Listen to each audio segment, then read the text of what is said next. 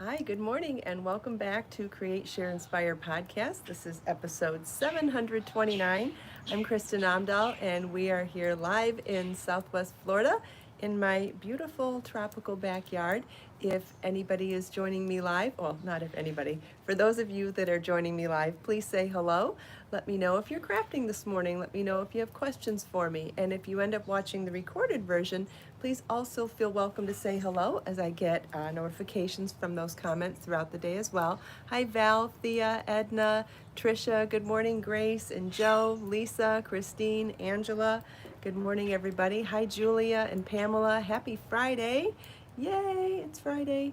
Hi, Sanshell and Mariana, Judy, Lorraine, Donna. I picked up a project that I haven't picked up in a while this morning. Hi, Donna and Lily, Margaret, Joe. Look at that color. This is Be So Sporty yarn in color Mulberry, and I'm making a top-down knit cardigan with it. Hi, Kiranjeet and Lisa. Good morning. Hi, Carla.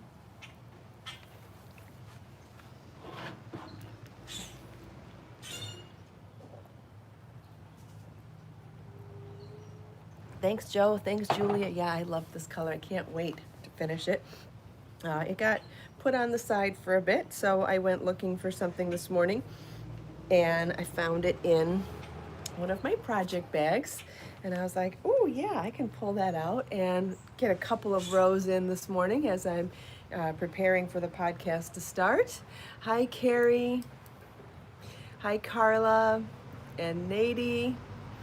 Joyce, Donna, good morning, everybody. Oop, I just dropped a stitch. Ah, this is good. I can show you what you do if you drop a stitch. We're going to talk about other things this morning too, but we may as well do a little quick.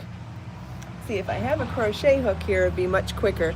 All right, I don't. All right, I'm doing a purl row, which is the back side, but it looks like I dropped a stitch as I was going. So it's easier for me to turn the work around so that I see the knitting side.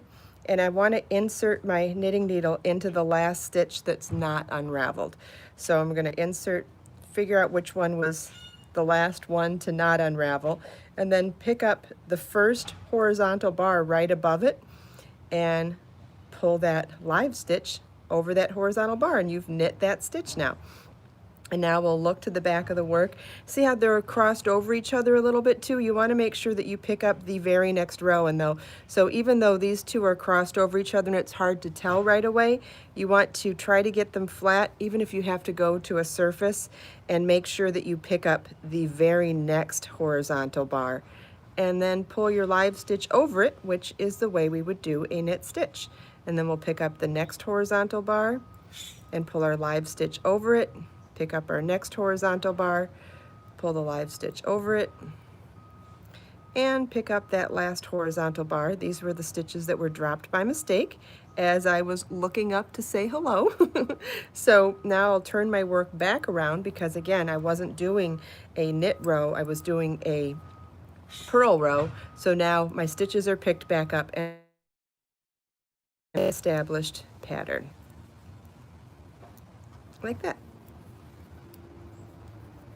And it's easier to see from the front, the knit side, that you can see that all the stitches are fine again.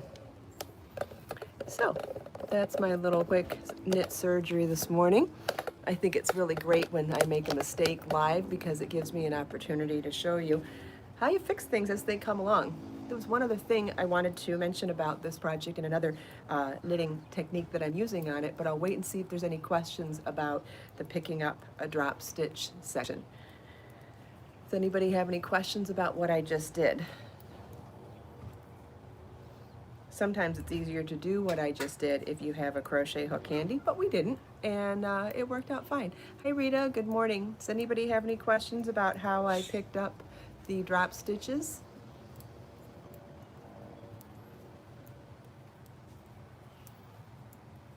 Also, I'm on day 4 of training my hair to not need to be washed every day. And I can't say it looks amazing, but it doesn't look hideous either. I've been using dry shampoo every day.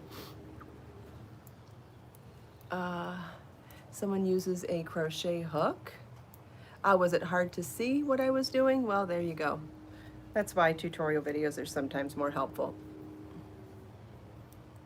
Yes, Carla, the most important thing when you're doing any sort of knit surgery or crochet surgery or fixing any sort of mistakes is to calm down, right? We have it's very easy to get upset with yourself when you've made a mistake, and the most important thing is to relax and just know the process and trust yourself to do the process that you know how to do. Pamela's still practicing. That's okay. We all started there. We all have to start somewhere. That's a good thing. And the more you practice something, the better you get at it. So that's wonderful. Good morning, Sean. Good morning. Okay, so the other thing I wanted to mention about this particular knit project is that I am slipping the first stitch of every row. So slipping the first stitch on the knit row and slipping the first stitch at the beginning of the purl rows. And there's a reason why I did it on this project, and there's a reason why I don't do it on every project. So does anybody here like or dislike slipping your first stitch at the beginning of a row in knitting? I'm going to tell you what I like and don't like about it, and why there are projects that I do it with and why there are projects that I don't do it with. So for example, this particular project, I'm going to be picking up along the side of these rows to work my bands, like my front band. So this is work top down, so it's rows back and forth, and I'm going to come along that edge and pick up stitches to work my front bands. Now, anytime I'm going to pick up stitches along the end of rows of a knit project, I feel like if you have slipped those stitches, and I'll show you what I mean when I finish my row, we're going to look at it. When I have slipped the first stitch of each row, it's almost a foolproof method for picking up stitches. It's much easier to see where to pick your stitches up. And I'll show you that in a second when I get to the end of a row. Whereas when you just knit the first stitch of every row or purl or whatever stitch you're doing, I find it can be a little more confusing to figure out where the stitch is and where to pick it up. Sometimes you can pick up the first stitch at the end of the row, or you may end up picking up the second stitch or picking up the second stitch from the front or the back. I feel like the most consistent way to pick up stitches on the edge in the most consistent number of stitches as well. What am I trying to say? So like if you're supposed to pick up 2 out of every 4 rows, or pick up 1 out of every 2 rows, however consistently you're supposed to pick up those stitches, it's much easier to count where you are when you've slipped the first stitch of the rows. Now, if you don't need that, I find that it does constrict your gauge, your row gauge at the beginning of the row. So if you don't need it, there's no point in doing it. But if you do need it for picking up and working in multi directions, then I feel like it's the most wonderful tool to have for that. We're almost to the end of the row, and then I'll show you what I mean. Now, I don't have anything to compare it with other than to say it's not this neat and tidy if you haven't done it. But I wanted to show you. So it's rolled on itself because this is stockinette. This is a curling stitch pattern, unlike garter stitch, which is a non-curling pattern. But can you see those beautiful, perfectly formed stitches at the end of the row? That is because we slipped the first stitch of each row, meaning there's 1 stitch for every 2 rows. Is that showing up on camera nice? Hopefully. I just think that it is so much neater and easier and almost foolproof for being able to work stitches in a different direction. So now that I finished the row, I can also show you how we're looking for progress. And like I said, there's techniques for every occasion, right? And not every technique is meant for every occasion. But for example, to make this sweater and make it easy to pick up the stitches along the side to do the front bands, that's going to make this process a lot easier for me. So we're definitely getting there. I feel like we're pretty close to the end of the body. I'm going to be doing a lace border for the bottom and a lace border for the front panel. So we're getting pretty close to where we'll stop and start that. So I know some of you are probably excited to see what's behind me, and we talked a little bit about the brand new crochet pattern, the Margot top and dress, yesterday.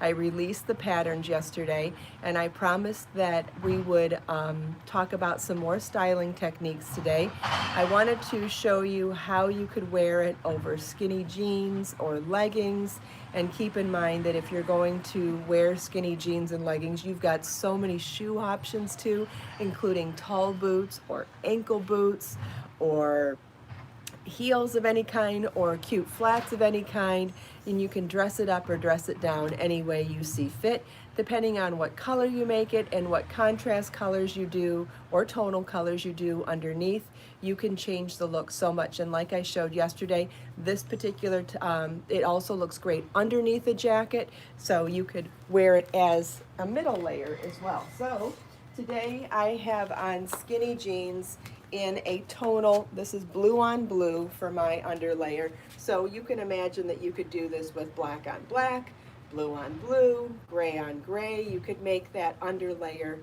one color, but it could be any dark color to get this look. And so I tried on the belt with this one this morning, and I feel like at this length, there really is no need to blouse this one up. Now, if you wanted to wear a belt just to create some waist shape, I think it is cute to wear it like this, but I feel like at this length, I don't know, I guess with a skirt maybe. I don't know if I would blouse this one up at this length over the jeans, maybe over a skirt, but it looked great with the belt just placed there, and it looks great without it.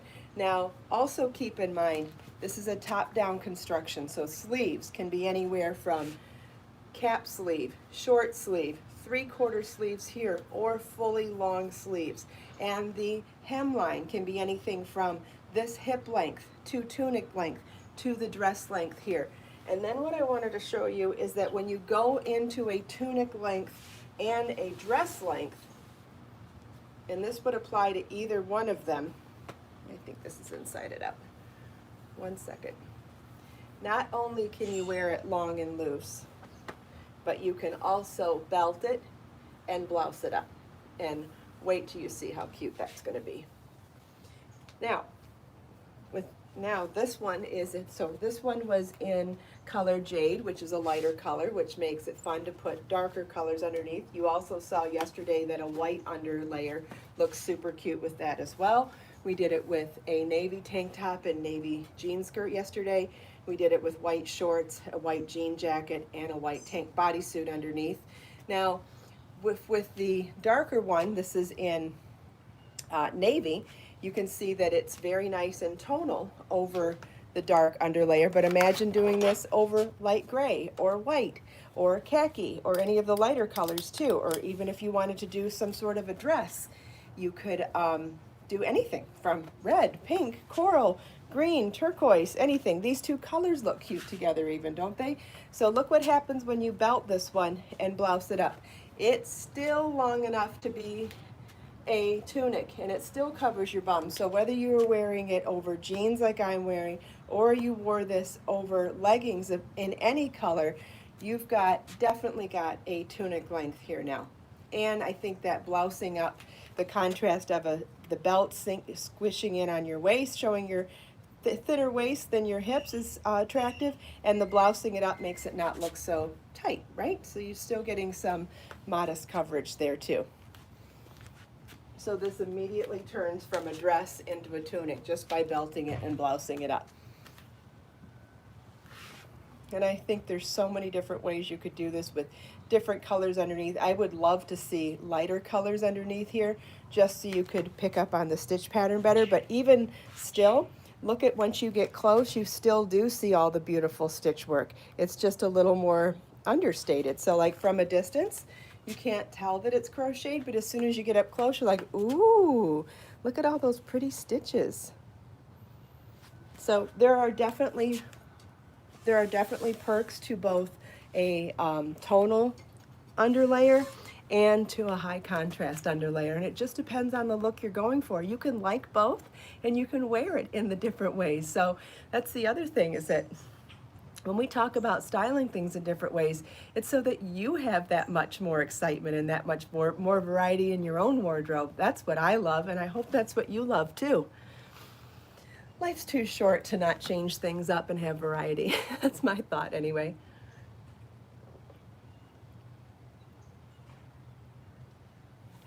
Thank you, Kira and Jeet. Thank you, Samantha. I love the neck too. Almost feels like a necklace in a way. Does anybody have any other questions or want to see anything else about the top? Thank you for the link to the pattern, Judy. I appreciate it. I know everybody else does too. Yes, variety is the spice of life, Carla. I could not agree more. Variety is very important to me too. I don't know why, but it is. Wait and see if there's any questions or if I missed any questions.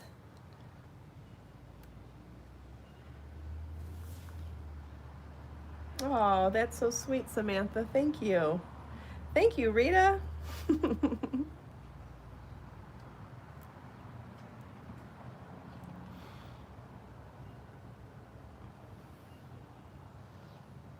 Today I'm drinking water with a little bit of unsweetened cranberry juice and lemon juice. Can you imagine how sour this is?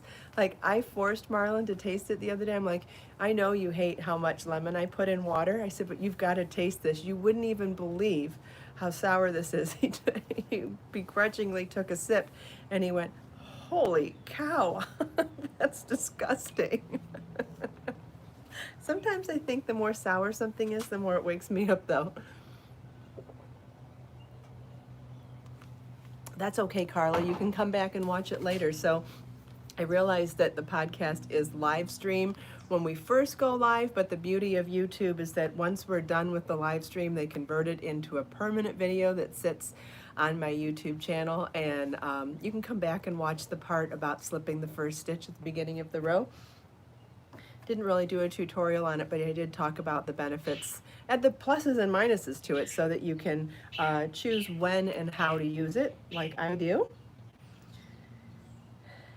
I love lemon and everything too, Judy, or Lily. I go through a 5-pound bag of either lemons or limes every single week, and I buy the giant bottles of concentrated lemon juice as well.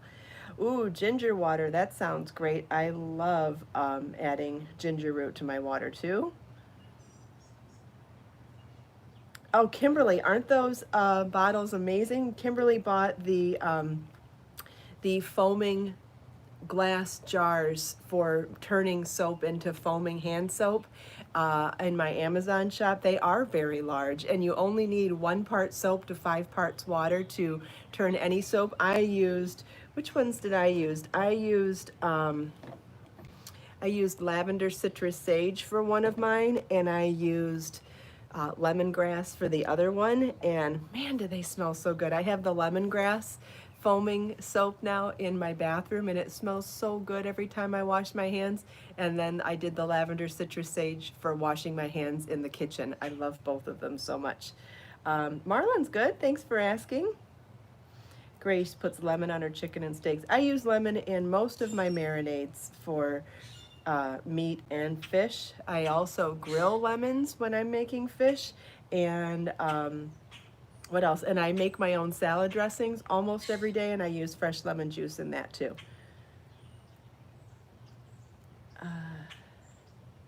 Yes, you need to get my soaps now, Kimberly. Yes, you need to pick some scents that sound appealing to you and get started. Yes.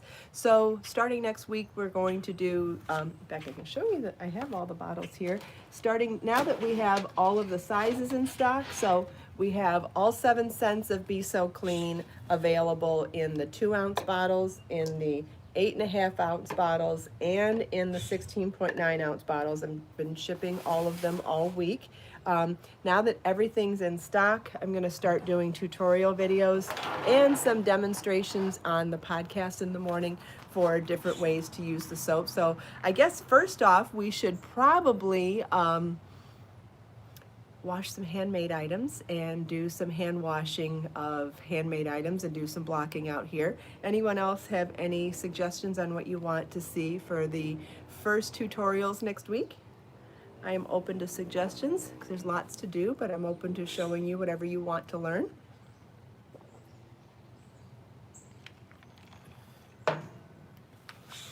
And I figured we could probably go through the whole process. Let's see, is the border on the dress the same as the shirt? I believe it is. Yep, it is. It's just a very simple one round border. So we stop at a shell pattern, at the shell row at the end of the stitch pattern, and then we do one set of an offset shell on it. Blocking of garments. Yes, yes, definitely. Yeah, I think that there seems to be more interest, well, maybe not more isn't the right word. I think a lot of people want to learn how to pin out shawls, right? And we've done some of that in the past, but there's can probably always do more. But I think there's a lot more questions about how to block things that are three-dimensional, right? So things like cowls and hats and garments and things that can't just be one layer and lay flat. I feel like there's a lot more confusion and questions about things that are double layer or twisted or things like that. Am I right? Excuse me. See if there's see if there's any feedback on that, or if you just want me to keep going, just keep coming up with the things that I think are a good idea to teach, but that's fine. But like I said, I'm open to suggestions. Oh, is that what Carla was asking, if I block everything I make? Yes, I wash everything that I make. So blocking is just a part of the process of hand washing. So blocking means that you shape something while it's still wet so that it holds its shape while it dries.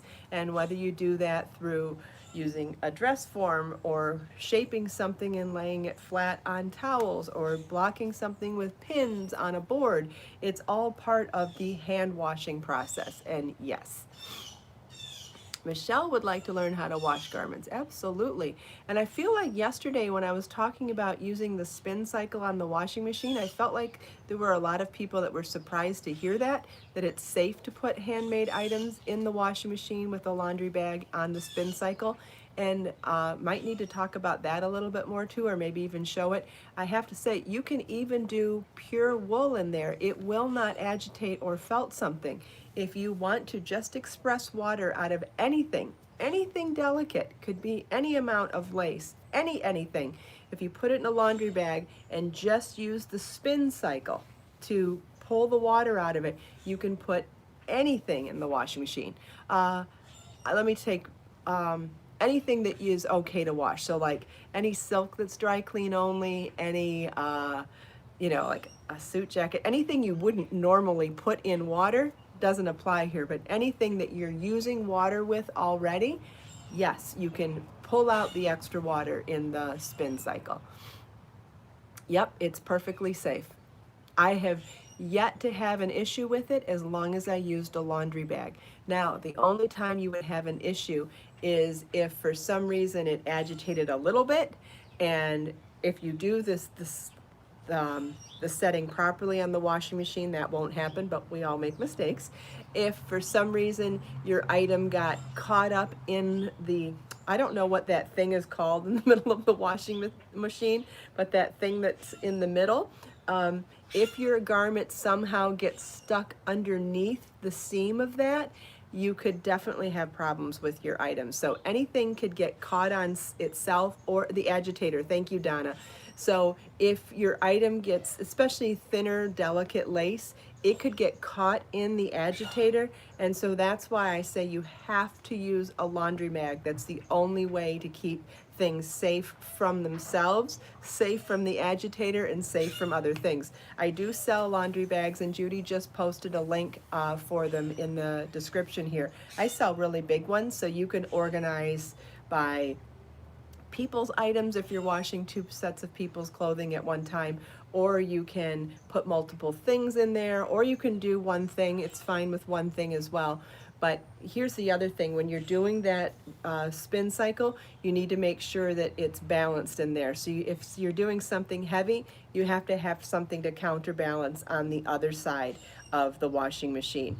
Otherwise, it gets unbalanced and it sounds hideous and you can probably break it. But if you're doing light stuff, it's not as important. But if you're doing heavier stuff like a blanket, or even a sweater maybe, you want to make sure there's something balanced on the other side of the machine. But the bags are definitely, definitely very, very important to that. Oh, I'm glad you like my laundry bags, Marcia. Yeah, they're fabulous. They're so big. You have so many options of what you can use them for.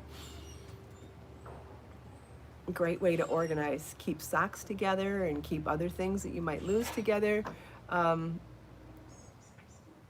Michelle, I don't know anything about the conversion of what Australian dollars are to US dollars, but it is just a straight conversion. Whatever the conversion rate is at the time of your purchase, it just automatically converts. I don't do that myself. It's just based on the world economy.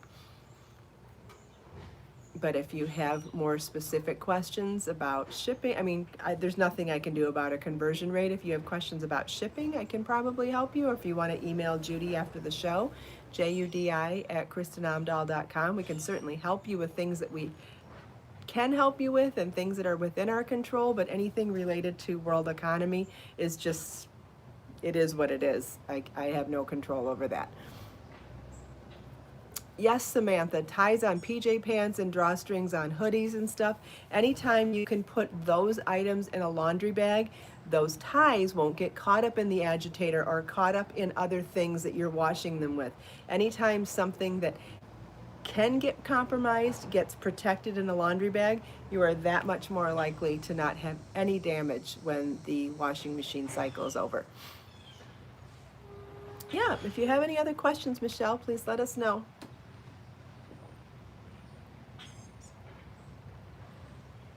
Oh yeah, that's another thing to bring up. Thanks for reminding me, Judy.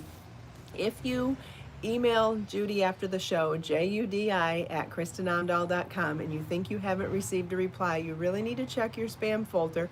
We do have issues with this every now and again where somebody doesn't, once you email somebody like Judy, judi@kristinomdahl.com. Once you send that email, you need to make sure that you save that email address so that you don't, so that the replies don't go to your spam or junk folder. I forget what it's called. Did I say that right? I'm not sure. But I know we have a lot of issues with this, and where people, do I put multiple items in one bag? Yes, you can put as many items as you want in a laundry bag.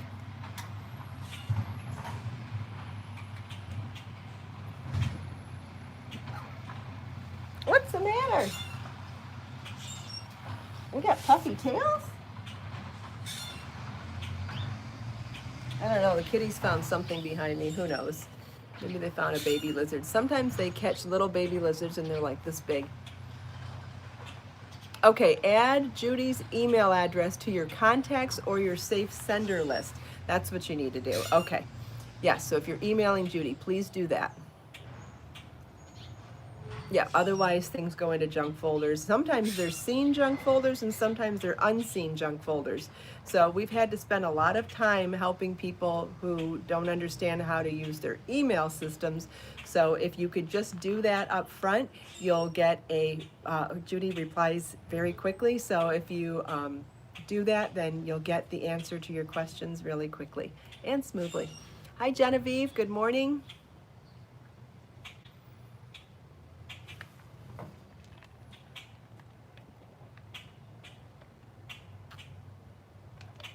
Samantha had a salamander in her pool yesterday.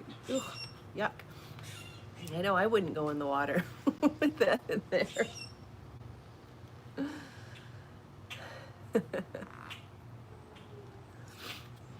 All right, does anybody have any other questions? Hope everybody has a crafty, craft-filled or relaxation-filled weekend planned ahead. I will probably be doing some cooking and definitely be doing some crafting. I've got some crochet projects on board and this knit cardigan on board, so I've got lots going on here too. But hopefully I'll get some time outside to craft. I haven't spent time outside in a long time because it's been raining here and it looks like we're going to have some sun here for a change. That would be very nice. Thank you all so much for taking time out of your busy day to spend a few minutes here with me. I hope you enjoyed my show and tell, little tips and tricks, the knit surgery that we did, and just chatting with me and everyone else here. Let us make time to create, share, and inspire today and every day. Have a wonderful day, everybody, a great weekend, and I'll see you Monday, same time, same place. You want to say goodbye? Baby Bjorn says goodbye too. Okay, bye.